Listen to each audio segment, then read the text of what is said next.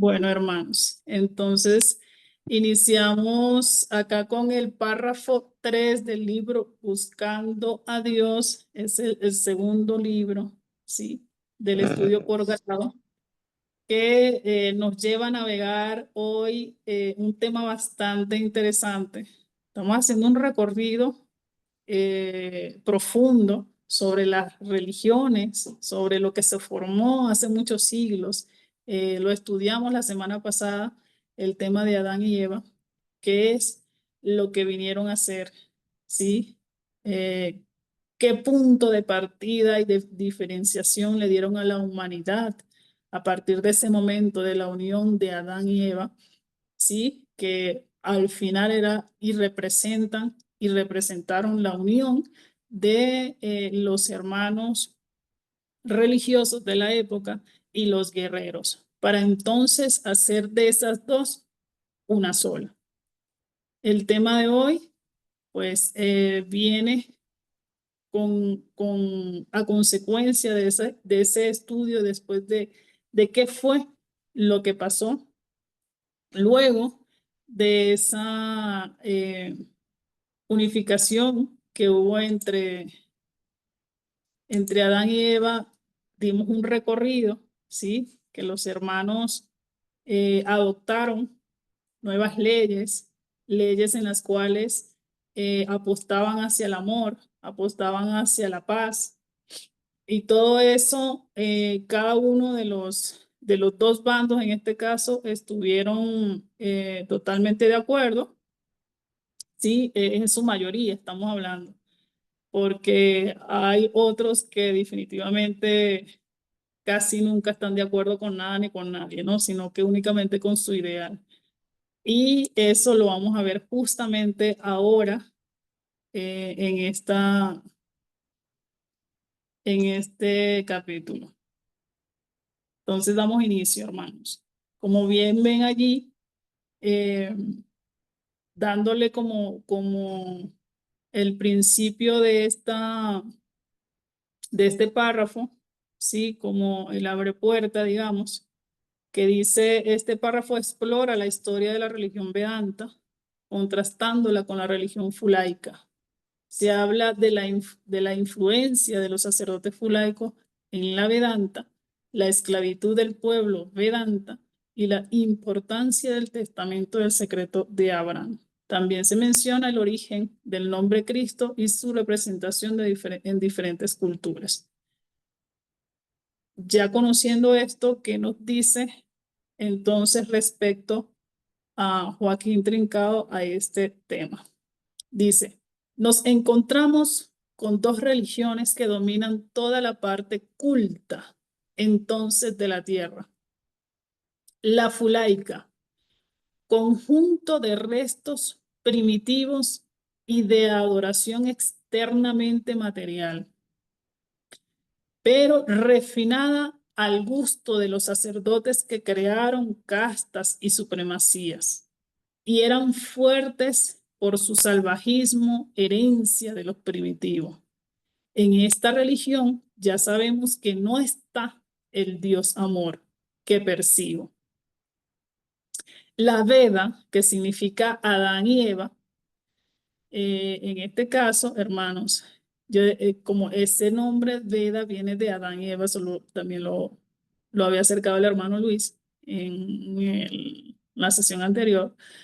Entonces yo decía, bueno, Adán y Eva, ellos tomaron el nombre de Eva, quitaron la A y bueno, vamos a leerlo de atrás para adelante. Entonces está B y las dos últimas las dos primeras de letras de Adán, que es At. Entonces Veda, ahí está, la unión de esos dos. Yo estaba reflexionando y dije, ¿de dónde es que sacan? Entonces ahí está, el nombre Veda. Es la unión de los dos nombres, de Adán y Eva. Bueno, dio sus ritos y su adoración escrita, y de esto hace 57 siglos. Su mayor culto era interno y de amor, ¿sí? Estamos hablando de los Vedas. Y como la bondad de esa religión a nadie rechazaba, el sacerdote de la Fulaica, sabios en la malicia y la superstición, iban pasando a la Veda y tomando las costumbres, no para imitarlas, sino para desfigurarlas. Entonces, acá vemos qué hizo la religión fulaica y cómo estaba compuesta. Entonces, dice Joaquín Trincado, el maestro, dice, primeramente, la fulaica es un conjunto de hermanos primitivos, ¿sí? Que son adoradores externamente de lo material y que tienen una sabiduría refinada a través de los sacerdotes. Estos crearon las castas y la supremacía. Y la fuente de esas castas y supremacía era el salvajismo, herencia del primitivo. Sí, herencia de esa familia primitiva. Entonces, mire lo que se formó aquí, hermanos. ¿Sí? Que eso, no, eso era todo lo contrario a lo que se formó con los Vedas, con los hermanos de los Vedanta. ¿Por qué? Porque ellos realmente lo que traían era ese amor interno y que ese amor interno hacía que no rechazara a nadie. ¿Sí? Usted venía con el grado que viniera, los hermanos de esta religión abrazaban, pero pues como siempre existen esos sabios en el mar, los sacerdotes, que nunca, nunca, hermanos, dejan de trabajar y nunca han dejado de trabajar, ni tanto en materia, ni tanto a nivel a ver, cuando estamos encarnados a nivel material, ¿sí? Ni en los espacios, estando únicamente de forma espiritual. La lucha ha sido siempre en ambas situaciones. Por eso es que dicen por allí que el mundo espiritual es el reflejo del mundo material y viceversa. Entonces, ¿qué sucede? Que bueno, comenzaron estos hermanos a ingresar en esta religión de los Vedantas y empezaron a desfigurarla. Empezaron a crear supersticiones, empezaron a crear costumbres, ¿sí? Y esas costumbres eh, fueron costumbres que eran totalmente lo contrario de lo que indicaba la Vedanta. Y de todo eso lo empezaron a desfigurar, ¿sí? Digamos que se viene entonces entre la Fulaica y la Vedanta creando como otro tipo de religión. Si tienen algo que aportar hasta este punto, hermanos, adelante le doy la palabra a uno o dos hermanos máximos para seguir avanzando.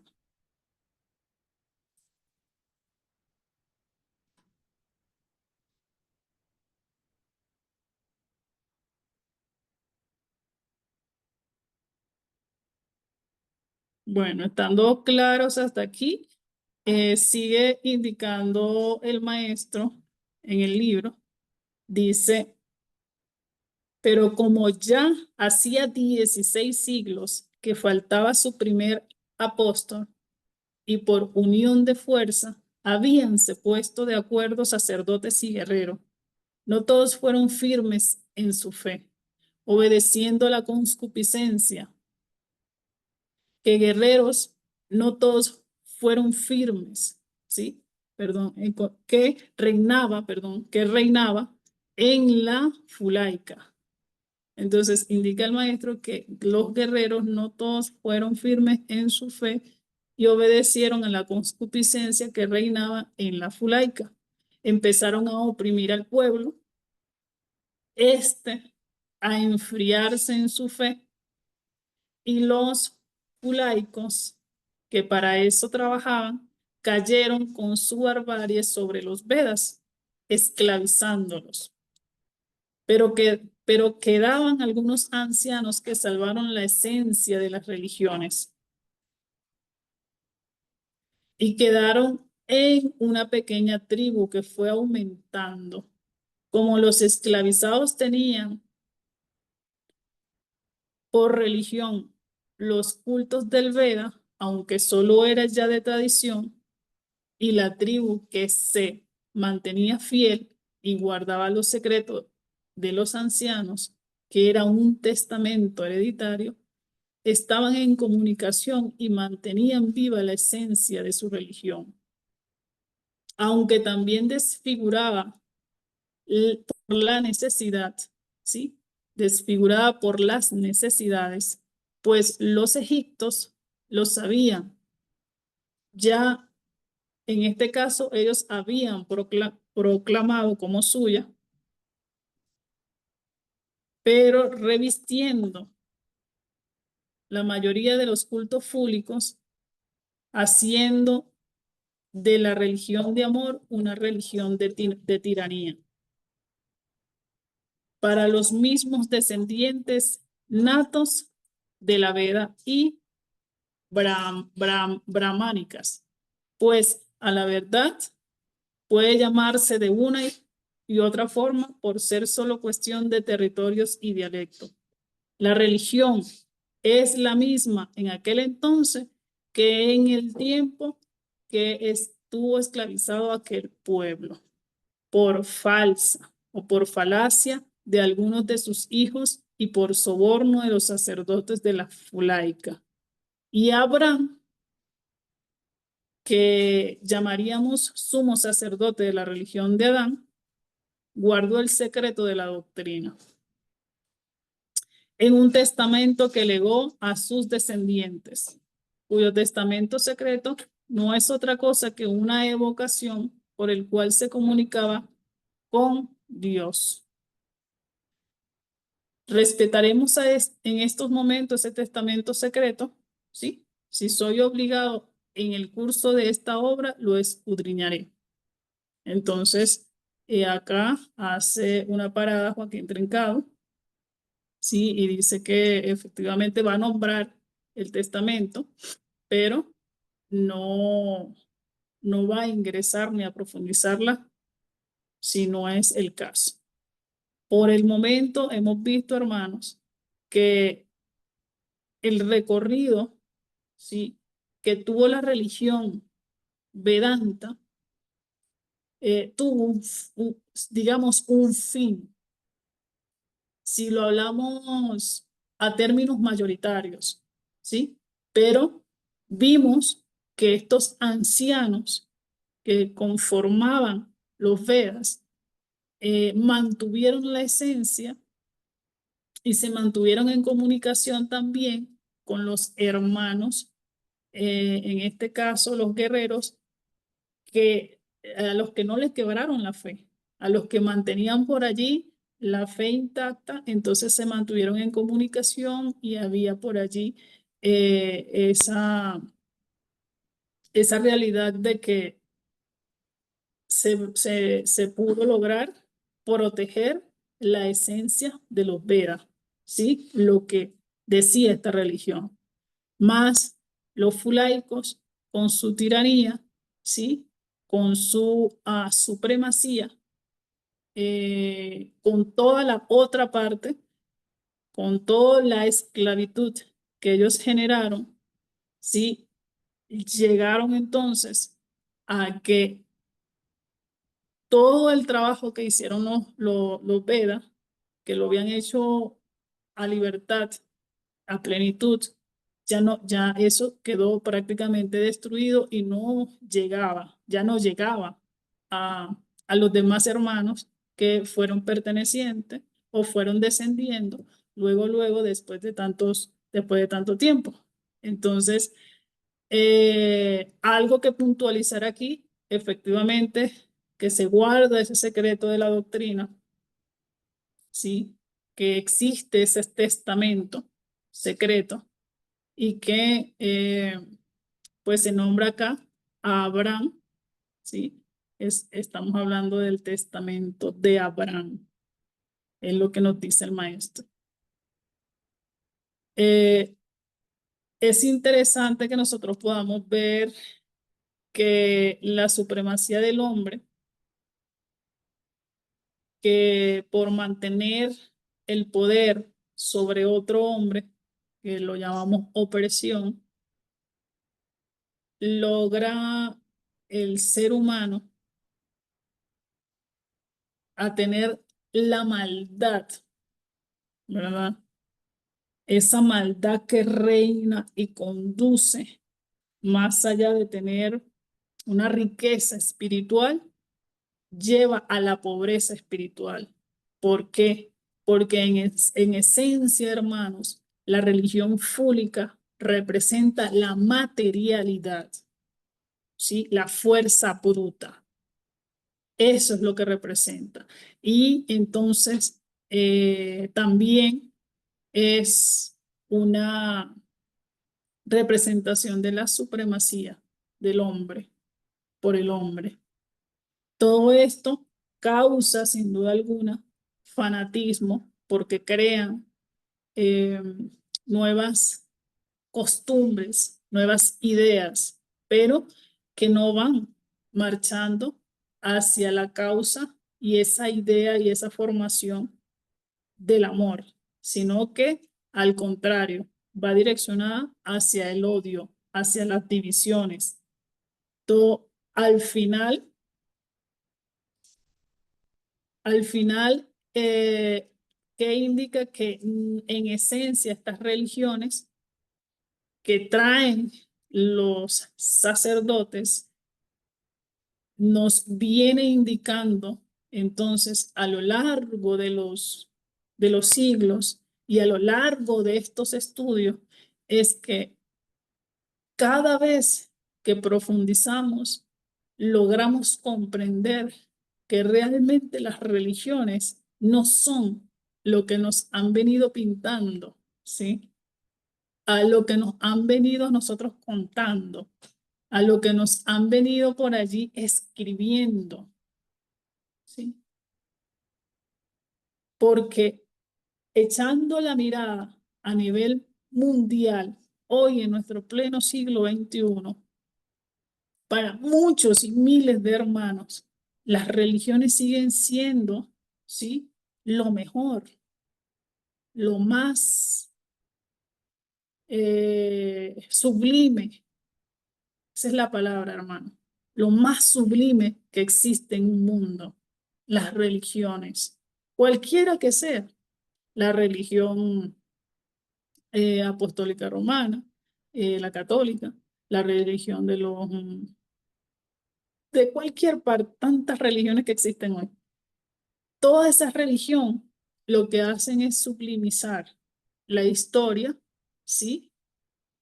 Y entonces el ser, nosotros, en su mayoría, los hombres encarnados, que aún se consideran hombres duros porque no le dan espacio al espíritu, ¿sí? Estos hermanos son seguidores, fanáticos, idólatras de las religiones. Y hace que eso, al final, concuerda en el punto donde el maestro dice, aquellos que no tuvieron fe, ¿sí? Entonces, representa y sigue representando en la humanidad, hoy en el pleno siglo XXI, aquellos hermanos que son seguidores de religiones, siguen representando a los julaicos, aquellos que no tienen fe, aquellos que son materialistas. Y podemos encontrar hermanos, ustedes me dirán que han pasado por religiones, que no, que yo tengo una fe, pero una fe ciega, una fe material. Y es tan material que hoy vemos que existen los diezmos y N cantidad de situaciones para que el hermano que supuestamente tiene fe pueda llegar a ese famoso paraíso del cual estuvimos hablando hace poquito. Entonces, dígame, hermanos, que vamos en compañía y tomado de la mano por el maestro Joaquín Trincado Mateo haciendo este recorrido y, y cada vez, como dice el axioma, nadie convence a nadie, cada quien se convence a sí mismo. Cada vez que seguimos profundizando más en este estudio, yo me convenzo a mí misma diciendo que las religiones han sido representadas por los sacerdotes que representan a su vez el mal, ¿sí? Pero miren qué interesante, ¿no? Porque allá afuera hay millones de hermanos diciendo todo lo contrario, ¿sí? Entonces, eso es lo que a nosotros, el contraste que a nivel de conciencia, a nivel de ciencia y esencia, ¿qué es lo que nos dicta a nosotros la razón y nuestra conciencia? ¿Qué nos está dictando en este momento? ¿Qué nos dicta el estudio? ¿Qué nos dicta a nosotros tener el gran honor de discernir, de investigar, de generar una nueva idea? Hoy yo tengo ya una percepción de una nueva idea de que efectivamente las religiones no eran ese bien, no es ese bien, no es ese no hay esa sublimidad, no hay esa divinidad, no existe, todo eso es fábula y cuento. Eso hasta hoy, esta noche, mi conciencia me dicta eso. A medida que seguimos avanzando con esta reflexión y profundizando esta hermosa sabiduría dejada por Joaquín Trincao. Dejo y doy espacio a la palabra. Nuestro hermano Pedro nos dice la palabra Veda significa conocimiento en sánscrito, ¿sí? O en sánscrito. Y la hermana Raimar nos dice que se formó, ahí estamos. Bueno, fue lo que yo más o menos dilucidé de la formación, ¿no? Muchas gracias. Bueno, hermanos, dejo el espacio para conocer si tienen alguna opinión respecto a lo que estamos estudiando. Adelante, hermano Pedro. Muchas gracias. Quería compartir en cuanto a lo de las religiones, que recientemente, hace pocos meses, hace 1 o 2 años, desencarnó una tía, a pesar de ser hija de una estudiosa del espiritismo. Mi abuela sí estudió la doctrina. Mi tía sí era muy católica. De hecho, se casó por la iglesia y, bueno, mantenía la doctrina católica, la defendía. Y, bueno, de lo que me he enterado, que a pesar de que tenía tanto apego a la religión católica, después de desencarnar, ya en el mundo espiritual, ya es un espíritu liberto. Lo que para mí es una liberación del prejuicio de que las religiones realmente atrasan. Sigo creyendo que atrasan, pero pareciera que no retrasaran tanto, ¿no? Depende mucho del nivel de evolución. Esa es la percepción que tengo. Gracias. Sí, es interesante el caso. Bueno, cada espíritu es un caso, ¿no?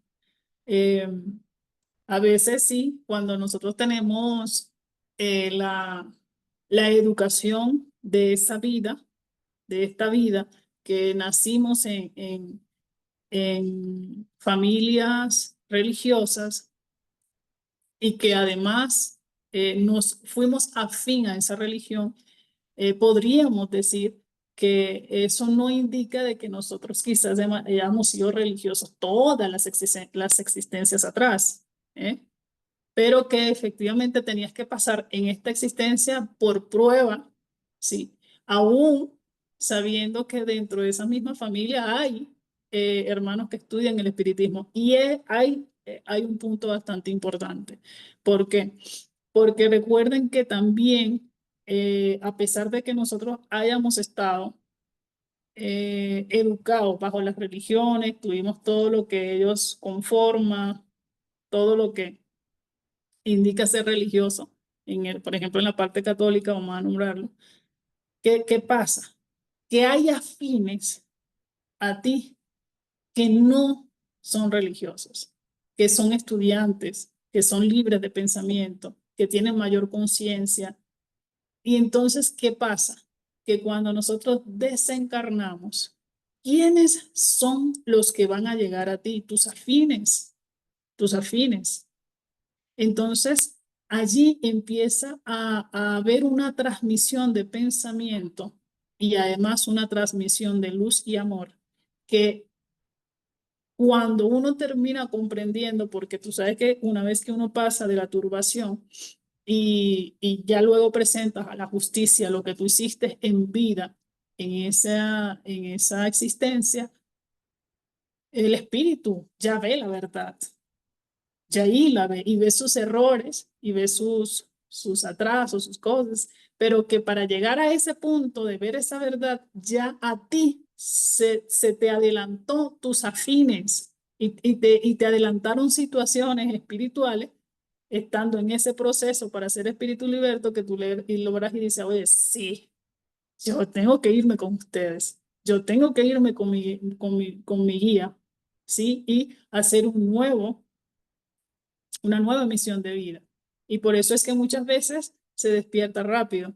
Pero ¿qué pasa cuando tú tienes espíritus afines, ¿sí? Y que tienes un guía, de hecho, que es totalmente, y ha sido casi siempre, porque miren, hermanos, también hay que puntualizar que así como tenemos nosotros aquellas vidas pasadas, que probablemente no, eso, que seamos religiosos ahora no quiere decir que en esas vidas hubiésemos sido religiosos o por lo menos religiosos supremáticos, apegados a esas costumbres y bla, bla, bla. ¿Qué pasa? Que también puede darse el caso de que usted siempre ha sido sacerdote y ha sido supremático todas las veces que ha venido a encarnar. Pero ¿qué pasa? Que esos mismos sacerdotes tienen sus afines y que ellos son sus guiados. Estos hermanos tienen sus guiados, guían a otros hermanos. Entonces, ¿qué sucede? Que usted desencarna, tuvo una vida religiosa, desencarnó. ¿Quiénes van a llegar ahí? Los religiosos, todos, sus afines religiosos.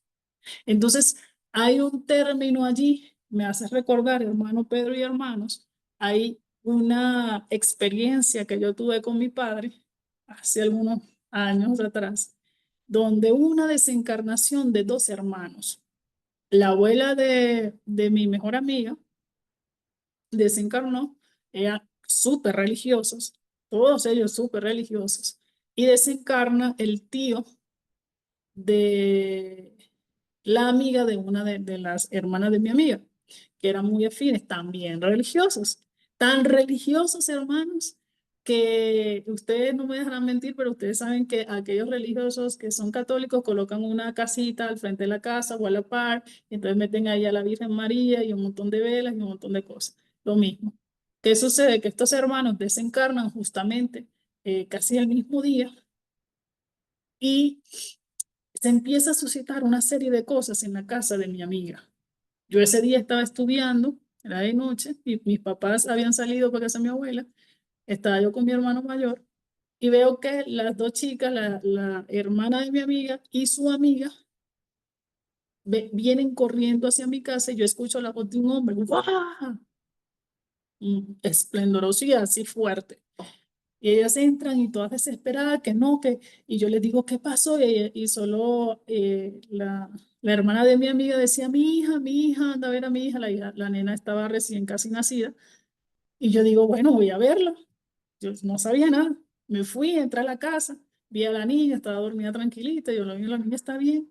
Entonces, no, y entonces cuénteme qué pasó. Entonces, no, es que estábamos hablando y de pronto se formó una nube negra, gris, ya yo no le veía la cara a ella y ella empezó a, a irse contra mí y por eso ella venía corriendo detrás de mí y salió esa voz de hombre. Entonces, cuando entré acá a la casa tuya, se nos fue la cuestión, ¿no? Entonces, y todas llorosas y toda la cuestión. Entonces, bueno, para no hacer el largo el cuento, dijeran allá en Guatemala, sucede que llega mi papá, yo le digo qué era lo que estaba pasando porque ya las chicas no podían verse porque se formaba la nube gris.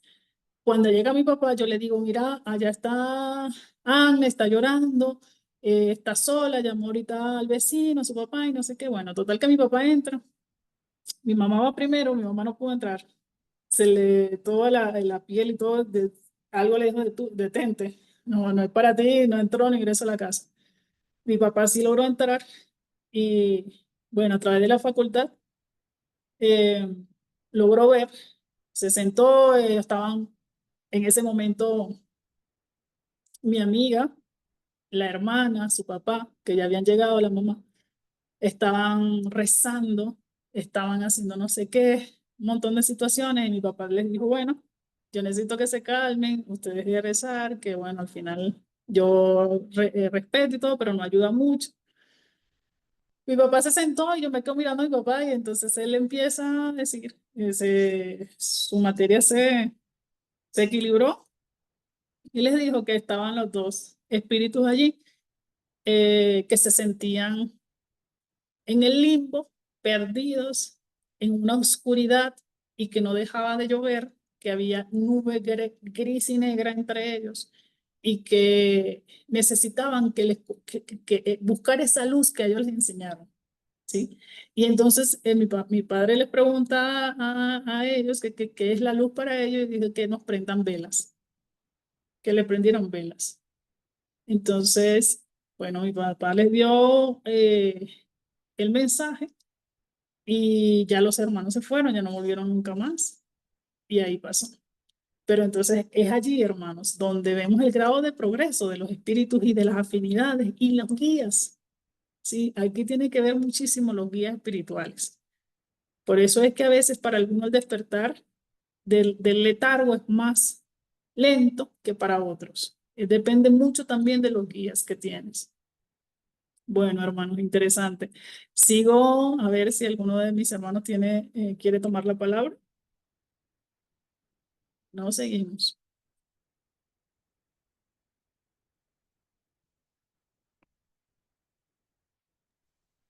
Sí, adelante.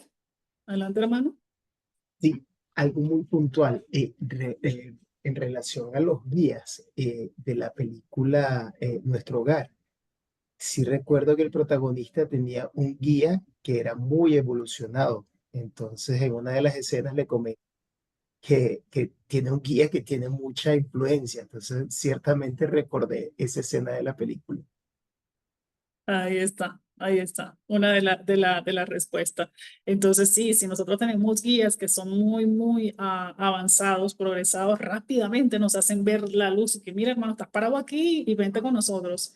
Los que estamos muy como con guías de estos hermanos religiosos, pues sabiendo que lo que les llama lo material, entonces el hermano se va hacia lo material, hacia el apego material. ¿Sí? No estoy hablando de que los materiales que yo estoy apegado a un carro, no, a los materiales, a la familia, ¿sí? A la familia, también efectivamente se dan esos casos de estar apegado a una mesita de noche, que era la mesita de mi abuela, de mi tatarabuela, que yo voy a dejar la mesita, que la hamaca.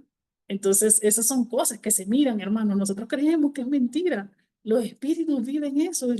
Ellos, cuando nosotros estamos apegados espiritualmente, vamos a las casas, vamos, vivimos, comemos, hablamos con los familiares, nos damos cuenta que no nos escuchan, sí, que no nos ven, pero ahí seguimos hablando y estamos tranquilos porque los vemos tranquilos y estamos desesperados si los hermanos tienen turbación, si están todavía llorando esa pérdida, ¿sí? Entonces ahí es donde vienen todo ese tipo de situaciones a conglomerar el hecho de que nosotros podamos o no ser espíritus libertos rápidamente. ¿Algún otro hermano? Bueno, yo quiero opinarles que las religiones nos encasillan, nos hacen repetitivos.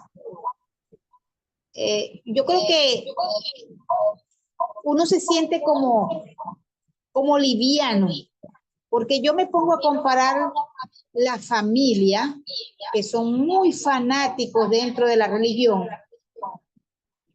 y se ven rezando, cumpliendo un horario eclesiástico, actividades de evento, vestimenta, pero en su casa es un martirio. Utilizan esos términos de grosería, enfrentamiento de hijos con padres, de repente la pareja que ya no convive con su pareja, pero también le gusta a otro. O sea, es como una familia que yo creo que lo aprenden en la religión, porque ¿qué sienten en el corazón realmente? O en esa alma. Mientras que nosotros no escapamos también de ser grotescos en algunos momentos, pero nosotros estamos conscientes del error y no retomamos y vamos a la marcha buscando el dominio de lo que nos hace equivocar. Entonces yo digo que la religión es pura apariencia en la gente. Ya nosotros vivimos tiempos donde no existe el casamiento. Y sin embargo hay quienes están encasillados de hacerlo de esa manera. Entonces se juntan y se casan y no tienen la fuerza del amor entre los dos. Entonces, hay que, ellos no van a entender el mundo de nuestro conocimiento. Y por eso es que rechazan esta forma de enseñanza, este manejo. Porque ellos no van a admitir otra cosa de lo que ellos consideran su Dios. Y su Dios es a conveniencia. Y a conveniencia es que si miran más allá de sus narices, los de allá son el culpable. Ellos no son culpables, porque ellos están rezando todo el tiempo. No, nosotros estamos claros dónde estamos. Estamos pisando tierra firme. Y estamos en la responsabilidad de caer siempre en conciencia y ver si nosotros hemos de seguir o retomarnos para regenerarnos. Porque nosotros vamos buscando alcanzar felicidad de toda perturbación que existe constantemente en el ambiente. Hasta allí, mi hermana.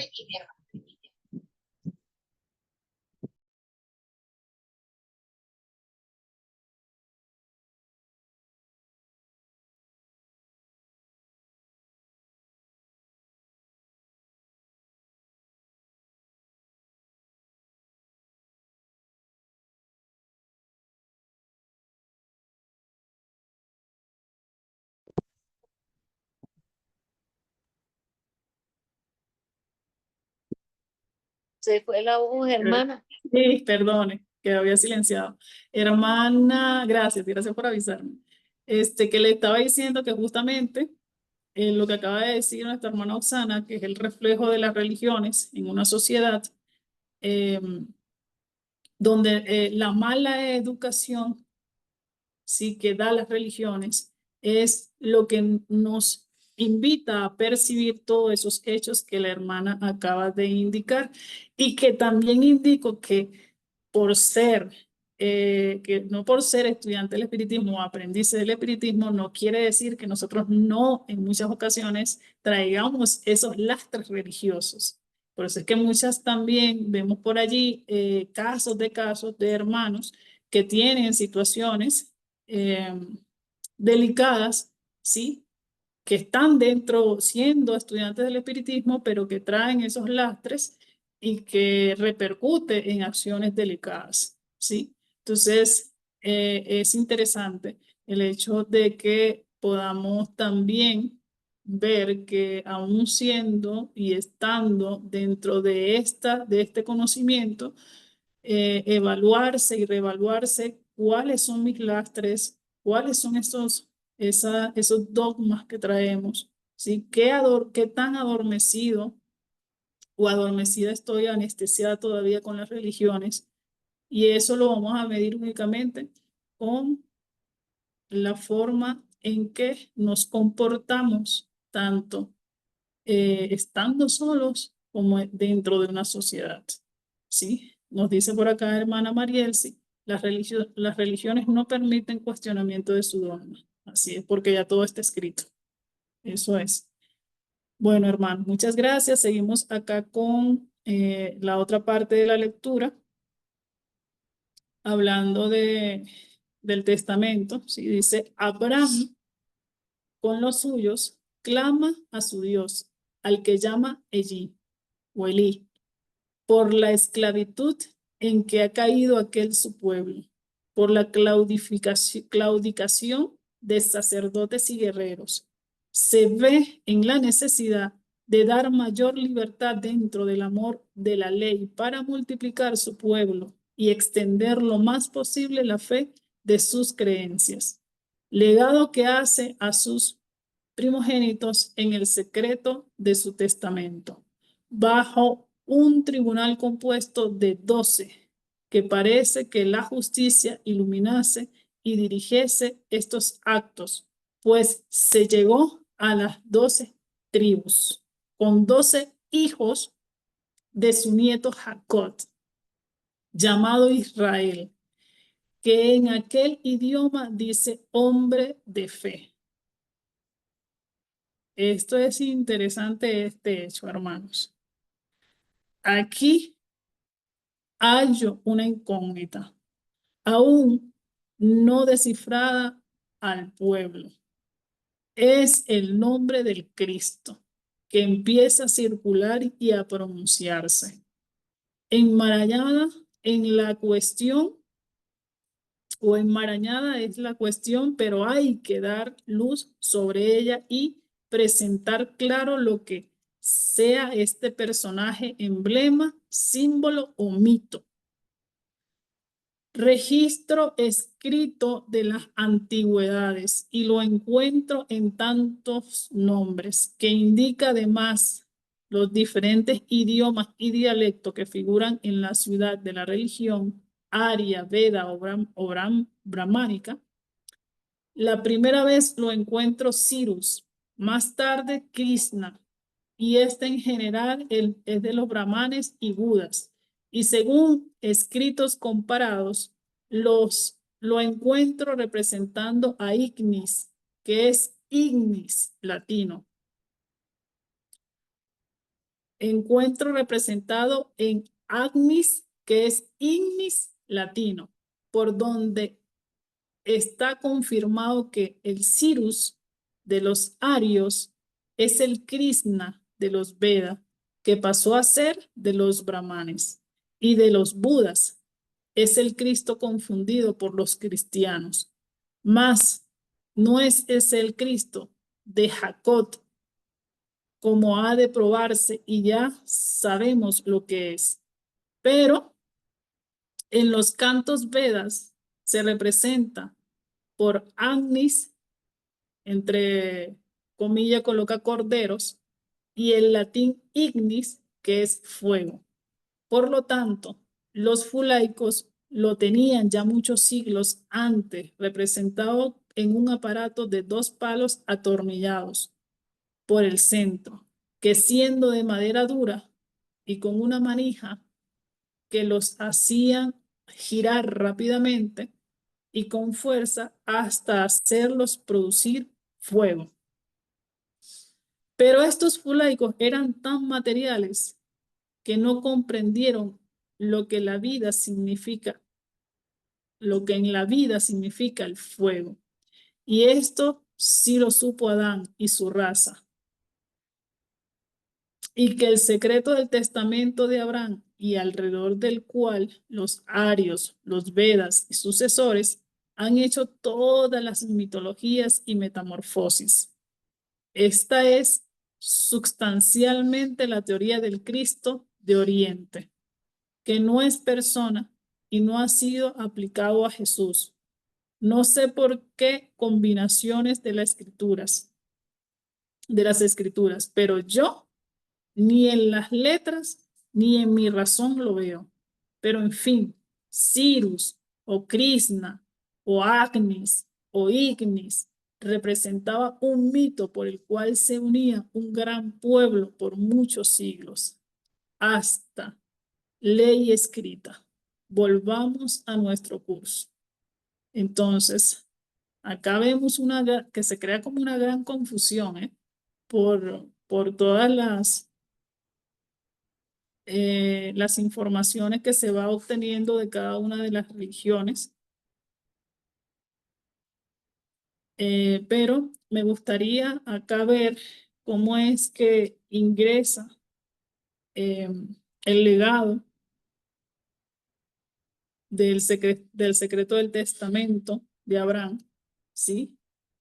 Y cómo es que a través de la justicia, nuevamente en esta época, ingresan las 12 tribus, ¿sí? Y que esto, pues, representa, en fin, los hombres de la fe, ¿sí? Y que llevado a esto, hermanos, se empieza a escuchar la palabra Cristo, que hace y dice el maestro, bueno, ¿qué es el Cristo? ¿De dónde viene? Y hace acá la repercusión. Hey, ese Cristo no es el mismo Cristo de Jacob, ¿sí? Es un Cristo que se creó entre la refundación de eso, de los Agnis, de los Ignis, ¿sí? Del Krishna, ¿sí? Y hace que se produzca tal mito del Cristo, pero que al final producía que todo un pueblo durante siglos se uniera a un solo mito, ese famoso Cristo, ¿sí? Que nace de esas diferentes culturas que en ese momento se arraigaba en la humanidad. Entonces, los brahmanes, los fulaicos, los krishna, los anes, los ignis, todo esto, hermano, llega a conglomerarse para centrarse en ese famoso Cristo, ¿sí? Hasta ahí llega el párrafo de esto de los Vedantas. Y cómo es, entonces, también visualizo que a lo largo de la historia, como han sido miles y millones de, de religiones que ha ido formando el hombre a través de sus pensamientos y acciones, llega también a uno a pensar que esas refundaciones, ¿sí? Todas esas maneras en las cuales el hombre buscaba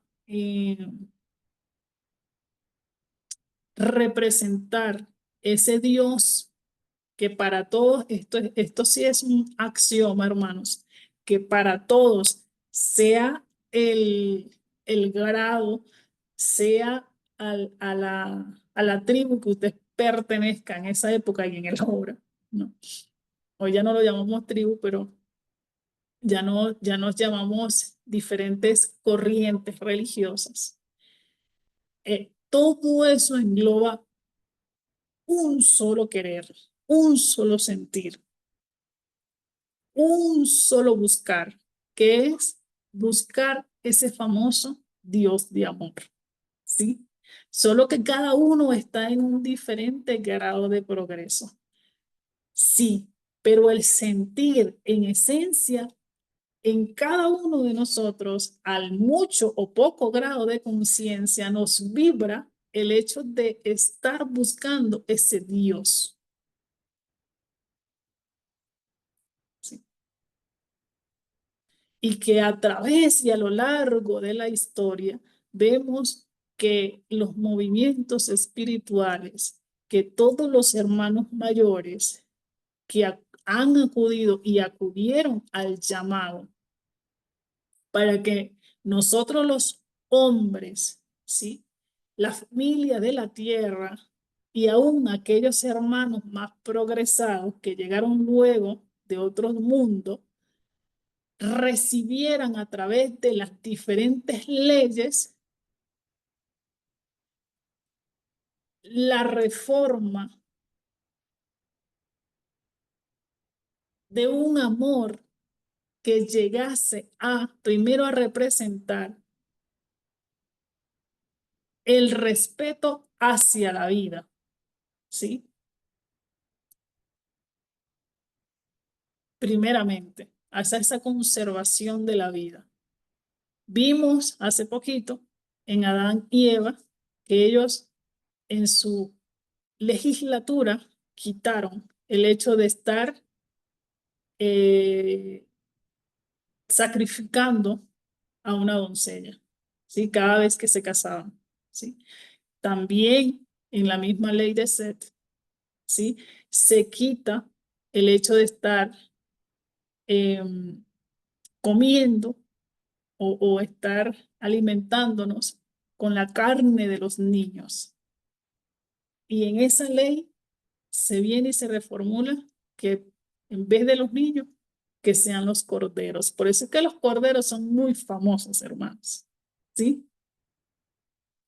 Entonces ya no se sacrificaban a los niños porque aparte de que no los comíamos, también había sacrificios de que para el tal Dios necesitaba la sangre de no sé quién, de un niño, de un recién nacido, de una doncella virgen. Todo eso se acabó una vez que se crea esa religión Vedanta, ¿sí? Pero que no queda y ni es y ni sigue siendo secreto de que existen los hermanos súper supremáticos, ¿sí? Que no han querido y a nivel espiritual también se imponen y dicen, no, yo no me voy con los de la lucha, me quedo aquí con mis hermanos y todo lo que yo domino. Entonces esos hermanos son los que vienen a dar un ejemplo de lo que es ser materialistas, pero materialistas, hermanos. Entonces, qué lleva o qué concibe el nosotros reconocer a un hermano como materialista? Un materialista, hermanos, es aquel que representa una propiedad privada, una división, esto es mío y de nadie más, yo tengo el poder y el poder lo quiero obtener cada vez más para dominar las masas. Eso es un materialista. Eso representa el materialismo, esa esencia de maldad, de que definitivamente va en contrario a lo que significa el amor de hermanos, el reconocerse como hermanos, el de reconocer una igualdad, ¿sí? De reconocer leyes donde todos tenemos derechos humanitarios. Ellos son todo lo contrario. Y eso está reflejado en cada una de las famosas Biblias que radica en cada religión. ¿Sí? Y eso, hermanos, entonces al final es lo que refleja una sociedad mal educada. Porque existen aquellos que son los dominantes y los dominados. Los dominados son aquellos que están adormecidos y anestesiados. Son aquellos que me da flojera pensar. Son aquellos sin voluntad propia. Son aquellos que yo prefiero que tú hagas antes de yo hacer. ¿Sí? Que al final también sigue siendo un reflejo de los sacerdotes.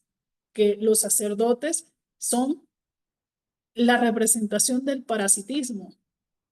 ¿Por qué? Porque ellos no laboran. El pan, el vino, todo lo que cargan es trabajo del pueblo, no es sudor de los sacerdotes, ¿sí?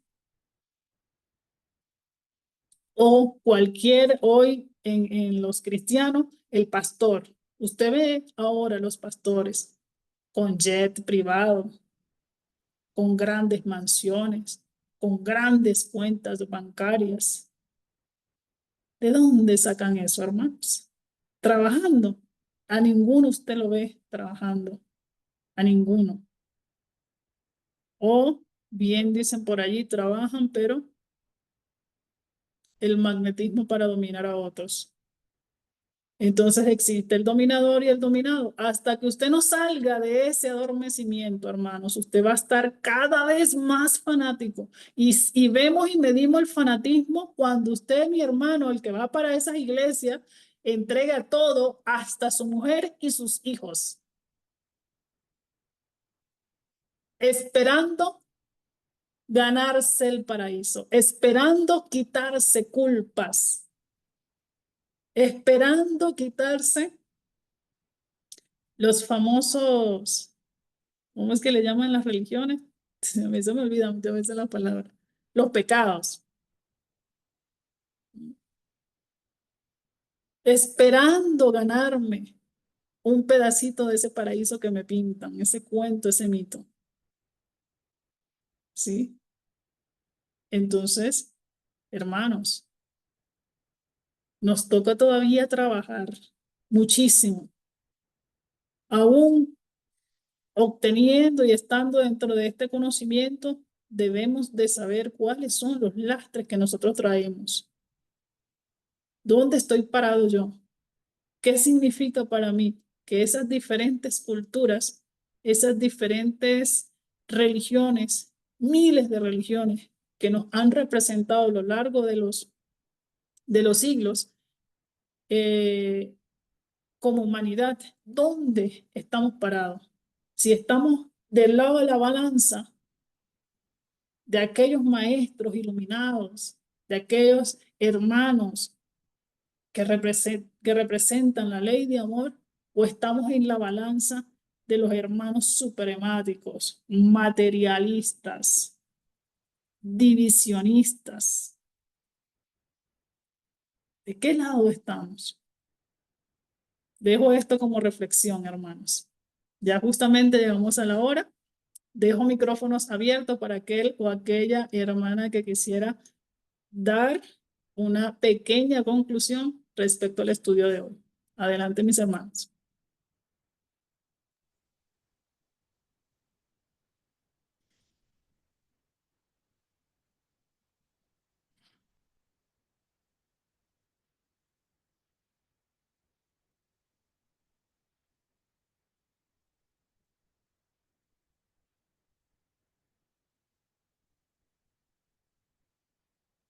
Bueno, como que o todos se quedaron dormidos o todo quedó demasiado claro.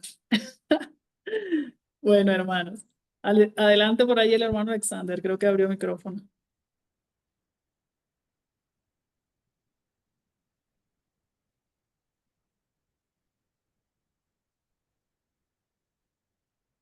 Bueno, muchas gracias, hermano Pedro. Todo muy claro. Hermano Alexander, si estás hablando, no te escuchamos. Vamos a seguir avanzando el próximo domingo, que nos habla acá sobre la ley escrita o decálogo de Moisés. Hermanos, aprovechando ahorita que todo quedó súper claro, quiero que a partir yo voy a dar esta clase el próximo domingo, la sesión, pero vamos a generar ya estudio comunal. ¿Qué significa? Que bueno, ya tenemos un grupo bastante fuerte que siempre han estado constantes. Los felicito por la disciplina, ¿sí? Porque eso indica que el espíritu quiere aprender, que queremos seguir avanzando. Entonces, próximo domingo yo estaré dando el tema, más entonces ya empiezo a delegar funciones para que los hermanos que ya conforman este hermoso grupo de estudio, ¿sí?, empiecen también a dar las sesiones. ¿De acuerdo? Entonces, todo esto ¿para qué? Para que también cada uno de nosotros en los temas que nos corresponde desarrollar, nos toque accionar y tener esa dinámica de ser estudiantes activos, hermanos. Probablemente para este próximo domingo que viene, que esa sesión la doy yo, probablemente para el martes les hago la invitación, hermanos, donde voy a explicar qué significa estudiar, qué significa ser un estudiante activo, ¿sí? Y también algunos tips de cómo desarrollar un tema para poder extraer de ese tema lo más que podamos. Recuerden que en los detalles está una gran sabiduría, ¿sí? En los pequeñitos detalles. Entonces, dejo la información para que estemos al tanto todo y sepamos que próximo domingo doy yo la sesión. El martes nos reunimos para ver ese tema interesante de qué significa ser un estudiante activo, un aprendiz del espiritismo. Y después de allí, entonces, el martes a la misma hora, yo voy a estar por allí haciendo la publicidad, ¿sí? Entonces ya podamos arrancar, ahí sí como dicen por allí, con fuerza, ¿verdad? Ya que todos estamos aquí ya reunidos, ya tenemos este grupo bien formado, entonces una vez le va a tocar al hermano Eduardo, otra vez al hermano Carlos, el próximo domingo la hermana Lida, el próximo domingo el hermano Pedro, y así, ¿sí? Porque yo digo que todos tenemos que aprender de todo, eso lo dice el maestro, y estamos al tanto de que es así, ¿no? Entonces ya vamos a ir y de esa manera, hermanos, vamos enriqueciéndonos todos. La idea es que reconozcamos que quien da una sesión de estudio también se prepara al doble, ¿no? Estudia para sí, toma el conocimiento, la sabiduría y está dispuesto entonces a dar esa sabiduría a los hermanos y de esa forma se hace ya un conocimiento comunitario, ¿no? De comuna. Exacto. Esa es una de las cosas que se va a ir explicando, que el conocimiento sea concreto, que no nos vayamos por allí por las ramas y etcétera, etcétera. Entonces, hermano, para mí ha sido un placer. El hermano Alexander, si estás por allí, adelante.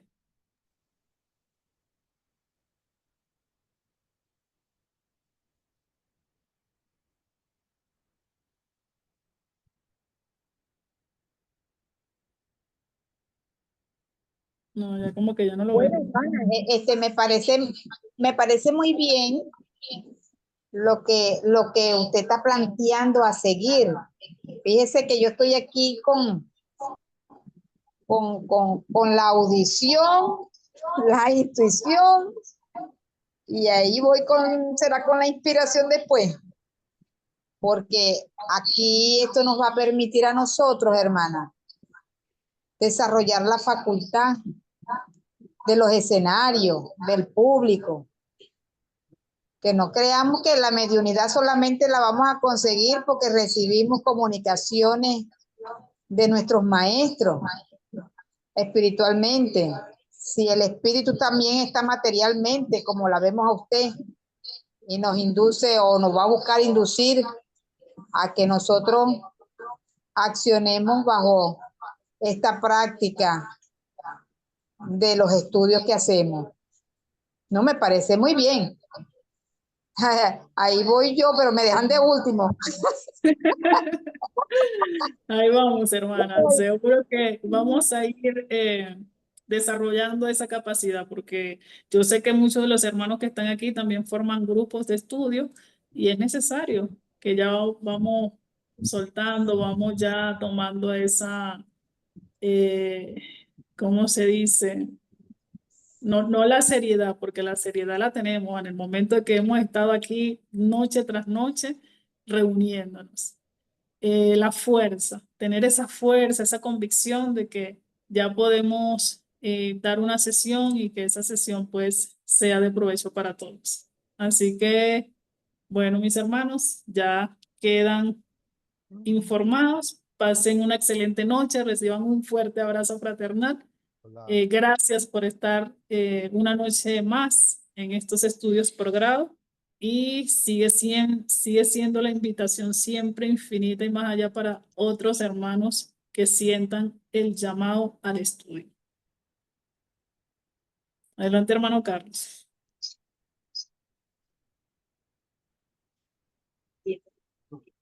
No, hermana, no.